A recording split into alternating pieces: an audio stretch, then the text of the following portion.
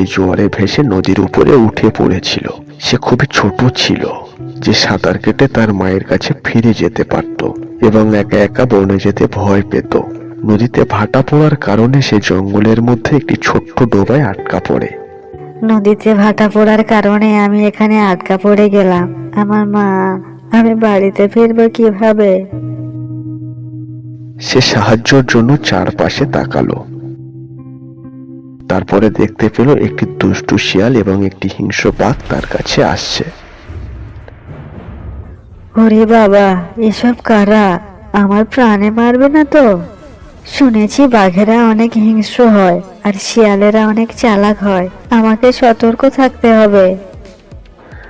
বাচ্চা কুমির জানতো যে তার সতর্ক থাকতে হবে, কারণ সে শিয়াল এবং বাঘ কতটা দুষ্টু হতে পারে সে সম্পর্কে গল্প শুনেছিল।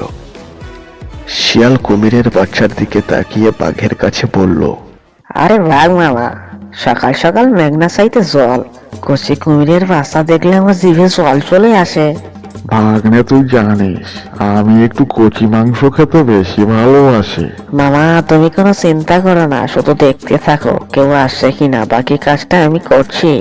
তবে সাবধান, জঙ্গলের অন্য কেউ বিষয়টি জানার আগে কুমিরের বাচ্চাকে ভুলিয়ে ভালিয়ে নিয়ে যেতে হবে।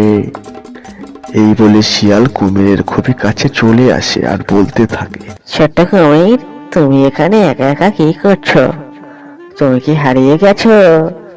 বাচ্চা কুমির উত্তর দিল, আমি নদীর জোয়ারে এখানে চলে এসেছিলাম, কিন্তু এখন ভাটা পড়ার কারণে আমি ফিরে যেতে পারি না। আমি আমার মায়ের কাছে ফিরে যেতে চাই এবং আমি একা বনে দারুণ ভয় পাই। শিয়াল দুষ্টুভাবে হেসে বলল, ঠিক আছে, মনে হয় তুমি কোনো সমস্যায় আছো, কিন্তু চিন্তা করো না, আমার মামা বাঘ আর আমি তোমাকে সাহায্য করতে পারি। আমরা তোমাকে আমাদের ডেরায় নিয়ে যাব এবং তুমি সেখানে থাকতে পারবে। জোয়ার ফিরে না আসা পর্যন্ত আমাদের কাছে থাকবে, তারপরে জোয়ার এলে আবার চলে যাবে। বাচ্চা কুমির জানতো যে তার প্রস্তাব গ্রহণ করা ছাড়া তার হাতে আর কোনো উপায় নেই। সে শিয়াল এবং বাঘের পিছু পিছু যেতে লাগলো যতক্ষণ না তারা একটি বড় গুহায় পৌঁছাচ্ছিল।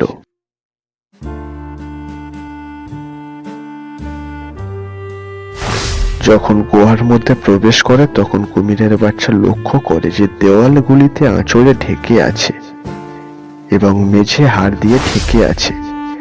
তিনি জানতেন যে তাকে সতর্ক থাকতে হবে।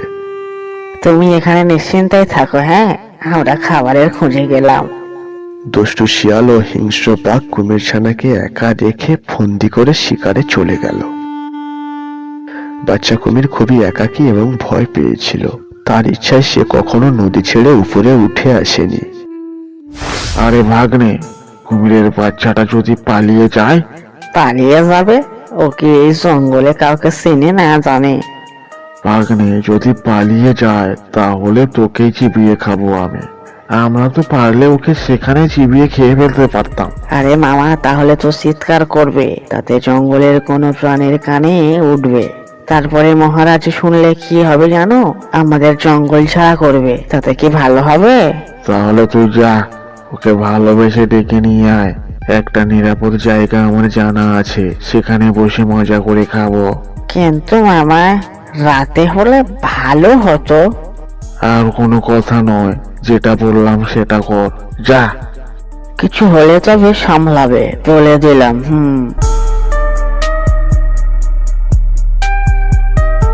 সব সময় শুধু ক্ষমতা দেখিয়ে কথা আছে, আর কোনো কাজে নয়। এটা কর সেটা কর, আর উনি শুধু বসে বসে বড় বড় কথা। যখন ছোট্ট কুমির সেখানে শুয়েছিল এবং নিজের জন্য দুঃখ অনুভব করছিল তখন সেখানে শিয়াল চলে এলো আর বলল, কুমির ছানা, তুমি এখানে একা বসে বসে মন খারাপ? চলো আমার সাথে বাইরে থেকে ঘুরে আসি। আমার মায়ের কথা মনে পড়ছে বারবার। মন খারাপ করো না, চলো আমার সাথে, মন ফ্রি হয়ে যাবে। এরপরে শিয়াল কুমির ছানাকে ভুলিয়ে ভালিয়ে নিয়ে চলল।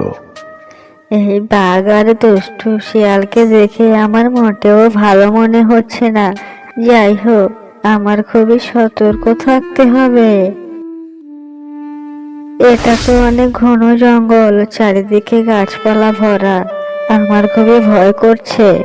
সেটা তো স্বাভাবিক, তুই তো বাঘের সাথে বাঘের ডেরায় থাকবি। হ্যাঁ, থাকবি আমার পেটের ভিতরে, তোর রসালো মাংস খাওয়ার পরে আরাম করে ঘুম দেবো।